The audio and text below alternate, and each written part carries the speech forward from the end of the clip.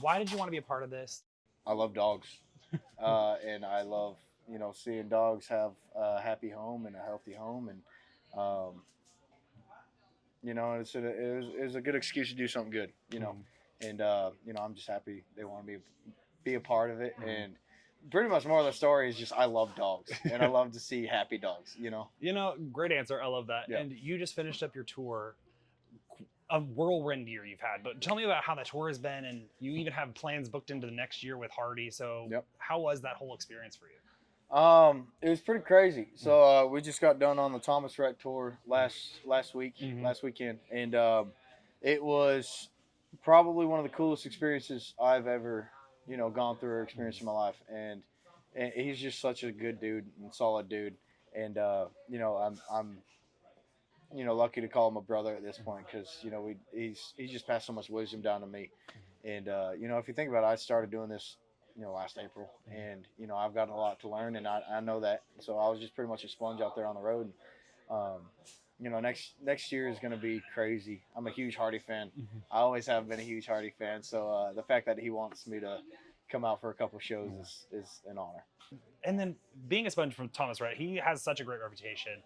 What's kind of a lesson that you might have learned from him over the time that you guys were together? Yeah, it's a good question. One time he was sitting there. It wasn't so much a lesson; it was more advice. One time we were sitting there on his bus, hanging out, just talking for a couple hours or whatnot before the show, and he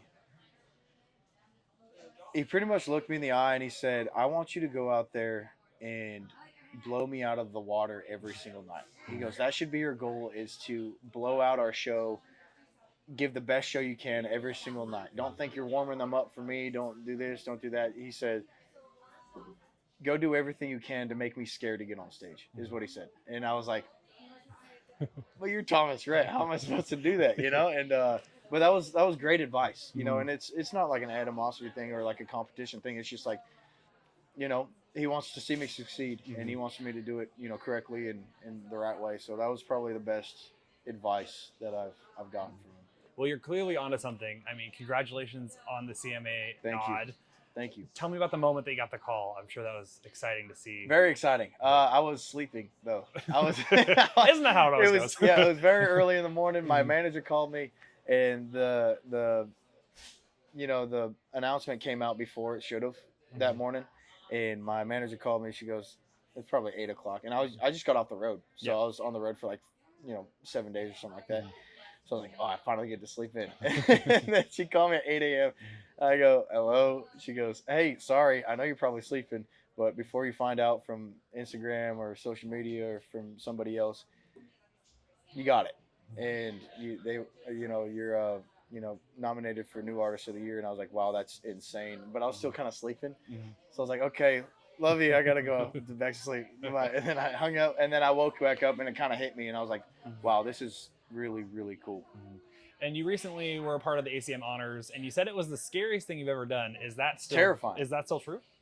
Yeah. Yeah. It is. It was terrifying. I was so scared to do that. You're sitting in front of all your peers and like people you look up to, like Kojo was in the crowd, and he was sitting like right in front of me, and I'm a huge Kojo fan.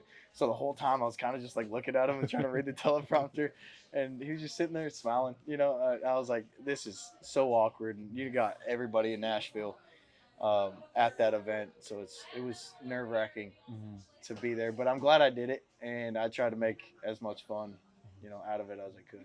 And I gotta say, it's been really cool to see, because not often do you get to see someone explode the way that you have in the course of a year.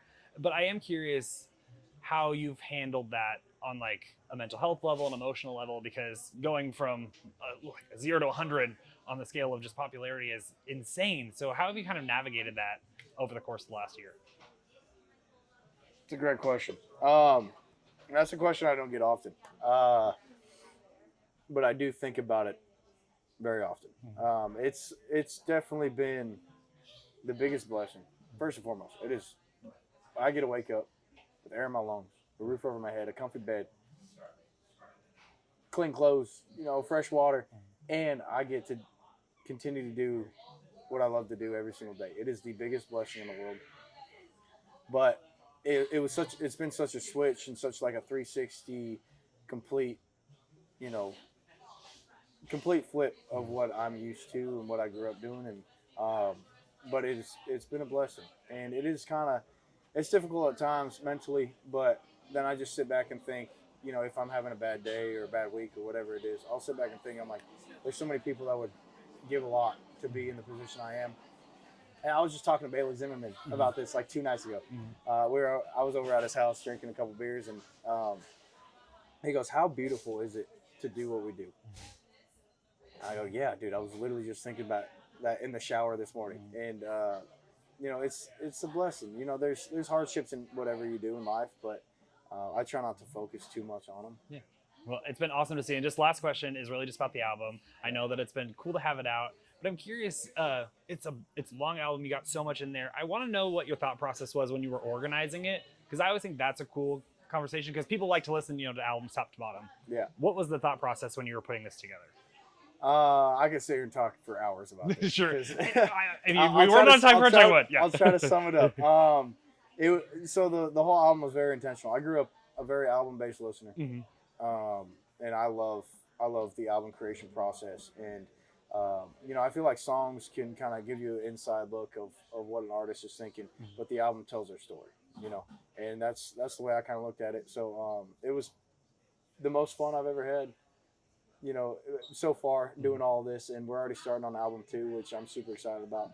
You beat me to my last question. Already starting on album 2, and it is teeing up to be really cool. I'm really excited. I was just working on mix notes earlier today, actually, on it, but very excited.